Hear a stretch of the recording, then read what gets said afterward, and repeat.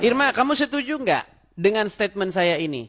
Alasan kamu masih Islam adalah karena kamu tidak mengerti ajaran agama Islam. Seandainya kamu mengerti ajaran agama Islam, maka besok pagi kamu bangun tidak percaya lagi dengan agama Islam.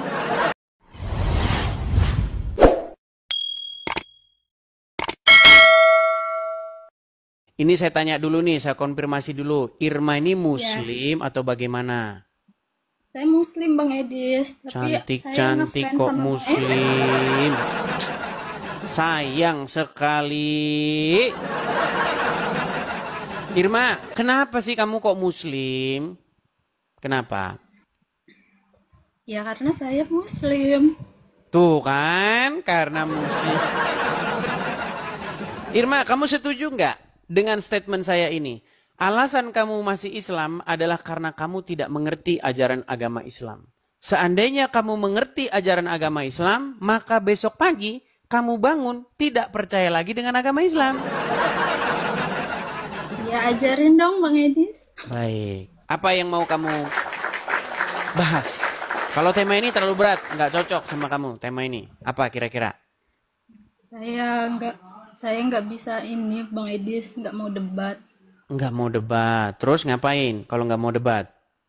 Saya mau mengucapkan terima kasih sama Bang Edis. Nah Bang Edis tuh tiap hari menghibur saya. Menghibur. Tapi kan kamu Muslim, gimana? Tapi walaupun kamu Muslim suka acara saya ya.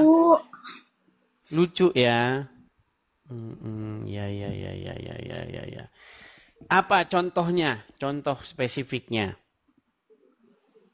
Ya, satu kalau Bang Edis tuh kalau nanya sama orang Islam tuh kalau belum dijawab iya tuh masih terus aja ditanyain.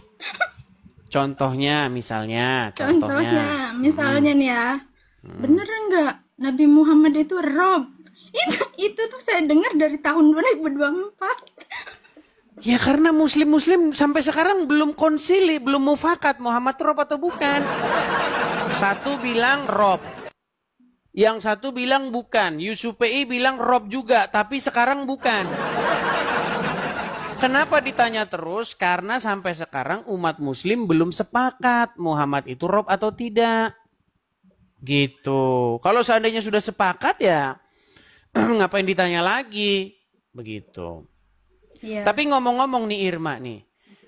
Saya lihat banyak Muslim-Muslim tuh kan pakai jilbab. Kamu kok nggak pakai jilbab disebabkan apa? Saya tidak pakai berhijab. Kalau saya di rumah, ya maksudnya saya berhijab, tapi saya menyesuaikan kayak tempat. Saya belum memahami agama banget. Ya kayak apa ya? Saya masih kadang terbuka ya, kadang tertutup gitu.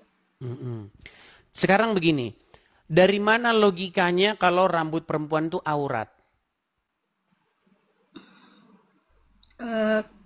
Kalau logika ya, kalau logika sebenarnya nggak tahu ya, saya cuma ngikutin aja. Ya, Bang iya, Edis makanya yang saya debat bilang tadi agama. alasan kamu masih Islam karena nggak ngerti ajaran agama Islam.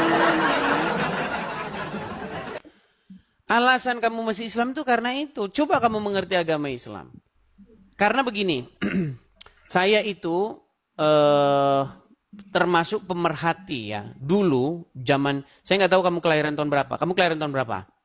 97 Bang Edis. 97, baik. Dulu ya, tahun-tahun segitu, itu orang-orang itu perempuan-perempuan Muslim bisa dihitung dengan jari yang pakai jilbab. Bahkan zaman saya sekolah, itu orang pakai jilbab itu malah dipertanyakan, kupingmu besar sebelah ya. Masih ingat saya. Itu sebuah keanehan orang pakai jilbab itu zaman dulu. Coba kalau nggak percaya ya, lihat foto-foto perempuan-perempuan zaman dulu, perempuan-perempuan Indonesia zaman dulu, itu nggak ada yang pakai jilbab.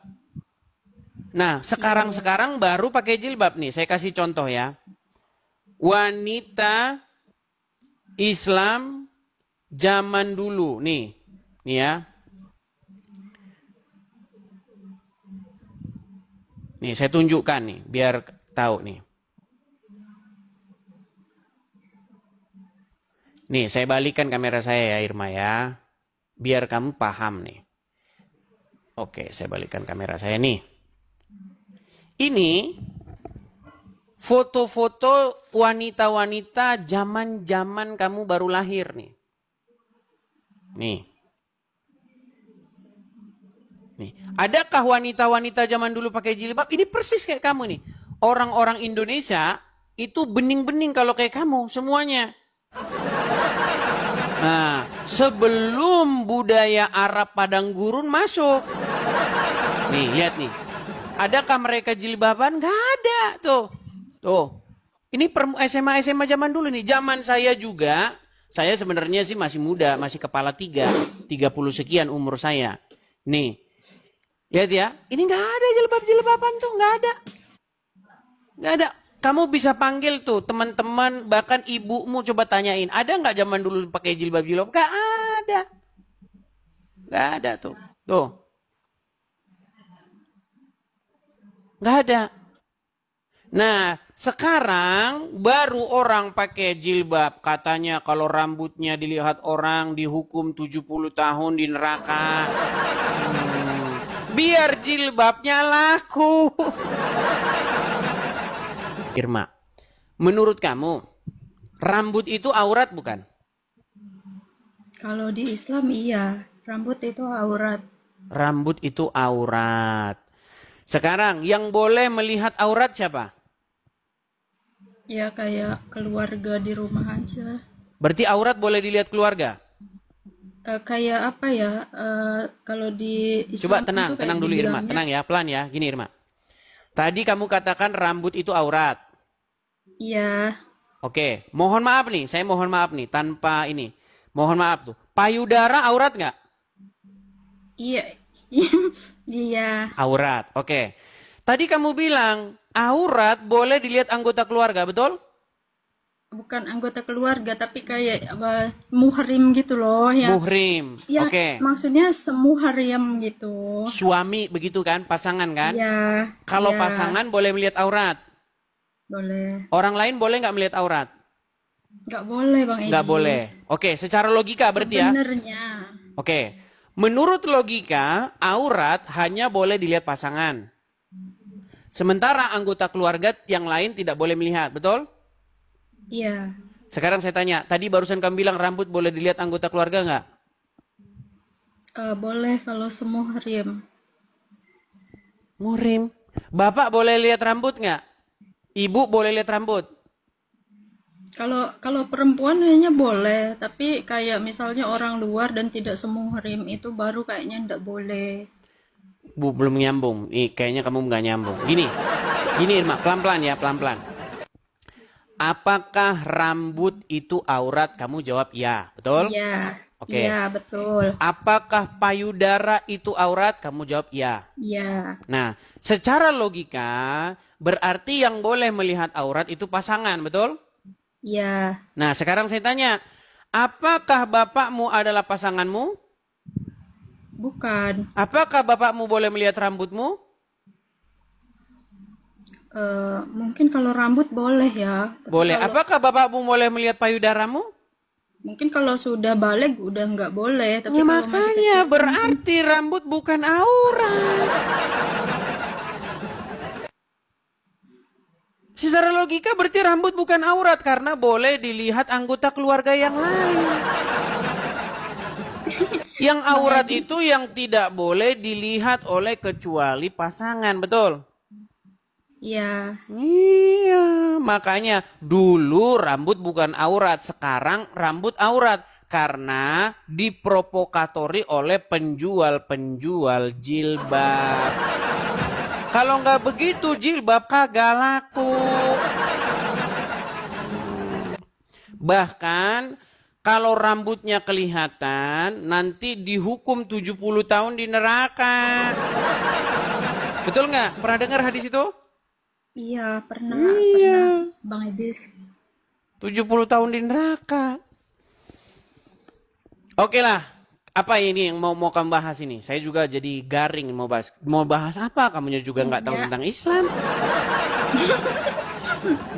Sebenarnya tahu Bang Edis, Irma tahu tentang Islam, tapi janganlah yang kayak berat-berat pertanyaannya.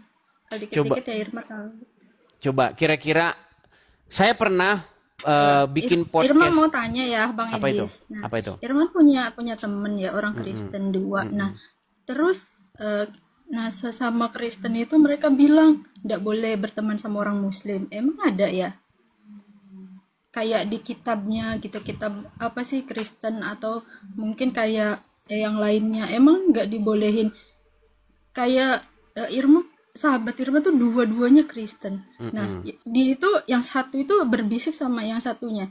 Dia bilang nggak boleh berteman sama Muslim. Kalau Kenapa?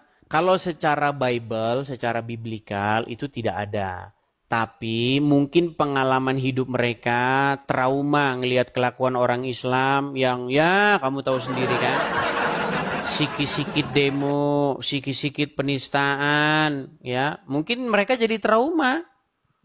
Jadi Tapi kita berteman tuh udah lama Bang Edis. Kenapa dia itu nggak ngomong secara langsung ke saya, tapi dia tuh ngomong lagi ke temennya yang sesama Kristen ini kan. Dia bilang nggak boleh berteman sama Irma katanya. Dia Muslim. Emang nggak dibolehin ya, ya? Sedangkan mung- kayak Irma Muslim nih, tapi Irma boleh berteman sama mau non Muslim, mau siapa, mau Cina, mau ini nggak di apa-apa. dalam Nah, Islam Irma nggak tanya, boleh berteman dengan non-Muslim.